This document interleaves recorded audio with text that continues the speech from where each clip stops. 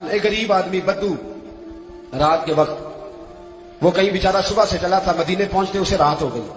اس نے ڈرتے ہوئے نا خیمہ ہی باہر لگا لیا. جہاں رات ہوئی نا آدھی رات ہو گئی، 1-2 بجے سمجھ لے پہنچا مدینے، تو اس نے باہر نے خیمہ لگا لیا. بیوی اس کی امید سے تھی، بچے کی ولادت کا وقت قریب آ گیا، بیمار ہو گئی، اس نے خیمہ لگایا. بیوی اندر ہے، حضرت عمر فاروق گشت پہ تھے رات کو، ساتھ ایک غلام تھا. حضرت عمر فاروق رضی اللہ تعالیٰ عنہ کہنے لگے وہ آگ جل رہی ہے تھوڑی سی، پتا کرو کون ہے. تو آپ کا غلام پتا کرنے گیا تو بدو نے ڈانٹ دیا، کہنے لگے جاؤ تمہیں کیوں بتاؤں. حضرت عمر خود گئے، کہنے لگے مسافر بھائی بتا تو صحیح. کہنے لگا جی چھوڑے، میں آپ کو کیوں بتاؤں، میں کون ہوں، کیسے آیا ہوں. فرمایا خیمے کے اندر سے کراہنے کی آواز آتی، کوئی درد سے چیخ رہا ہے، بتا ہمیں بات کیا ہے. کہنے لگا جی میں فلاں بستی فلاں علاقے کا ایک غریب ہوں، امیر المومنین عمر فاروق سے ملنے آیا ہوں، اور رات ہو گئی ہے تو یہاں خیمہ لگایا ہے، صبح میں ان سے مل کے چلا جاؤں گا. تو رات کو تکلیف دینا پسند نہیں کیا، تو میری بیوی امید سے تھی، اب بچے کی ولادت کا وقت قریب ہے، پاس کوئی نہیں. حضرت عمر کہنے لگے تو ٹھہر میں ابھی آیا. چہرے پہ نہ کاٹ، اسے بتایا نہیں میں ہی امیر المومنین. عمر دوڑے گئے، اپنی زوجہ سے کہنے لگے اگر تجھے بہت بڑا اجر مل رہا ہو تو حاصل کرے گی. کیا کروں گی. تو کہنے لگے چل پھر میرے ساتھ، بہت بڑا اجر ہے. ایک دوست کے ہاں ولادت کا وقت ہے، ضرورت کی چیزیں ساتھ لے لو. اس عورت نے تھوڑے دانے لے لیے، گھی لے لیا. حضرت عمر سے کہنے لگی لکڑیاں اکٹھی کر لیں. امیر المومنین کاؤنسلر کی بات نہیں بتا رہا آپ کو، میں آپ کو MP A کی بات نہیں بتا رہا، MLA کی بات نہیں بتا رہا، جو 10 گاؤں کو ملا کے چیئرمین بنا اس کی بات نہیں بتا رہا. اس کی بات بتا رہا ہوں جو 22 لاکھ مربع میل کا حکمران ہے. اس کی بات بتا رہا ہوں جو گلی سے گزرے تو شیطان رستہ ہی بدل جاتا ہے. اس کی بات بتا رہا ہوں جس کے بارے میں میرے مصطفیٰ کریم صلی اللہ تعالیٰ علیہ وآلہ وسلم نے فرمایا میرا عمر تو وہ ہے کہ 950 سال حضرت جبریل بھی اس کی شان بیان کرے تو عظمت ختم نہیں ہوتی. اتنا بڑا شخص. حضرت عمر نے لکڑیاں اکٹھی کی، اینٹوں کا روڑے لے کے چولہا بنایا، پہنچ گئے. آپ کی زوجہ کہنے لگی یہ تھوڑے دانے ڈالنے، گھی ڈالنے اور ایک لکڑی لے کے اس کو ہلائیں، تیار کریں. خود زوجہ اندر چلی گئی، حضرت عمر باہر پکانے لگے.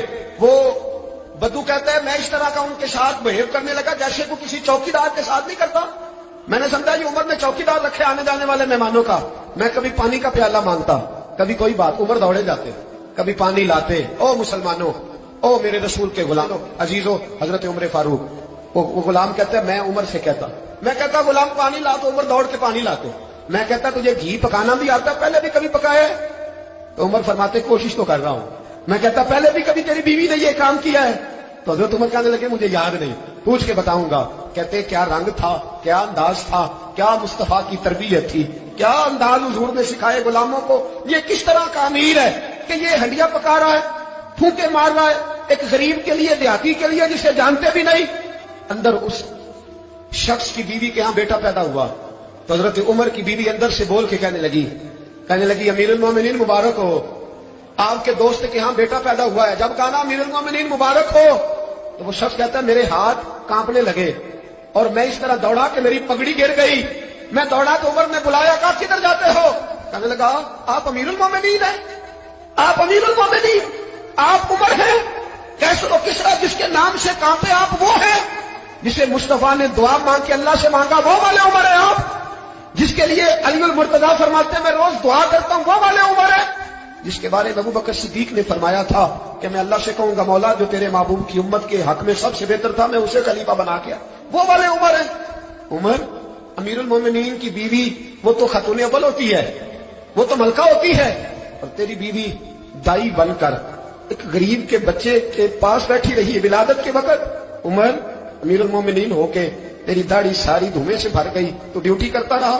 تو سیدنا عمر رو پڑے اور اس بدو کو سینے سے لگا کے کہنے لگے تجھے پتا نہیں تو کہاں آیا ہے، اس شہر کا پتا ہے؟ اس نے کہا حضور کہاں ہے؟ فرمایا یہ میرے نبی کا مدینہ ہے، یہ مصطفیٰ کا مدینہ ہے. یہاں امیروں کا استقبال نہیں ہوتا، یہاں غریبوں کے استقبال ہوتے.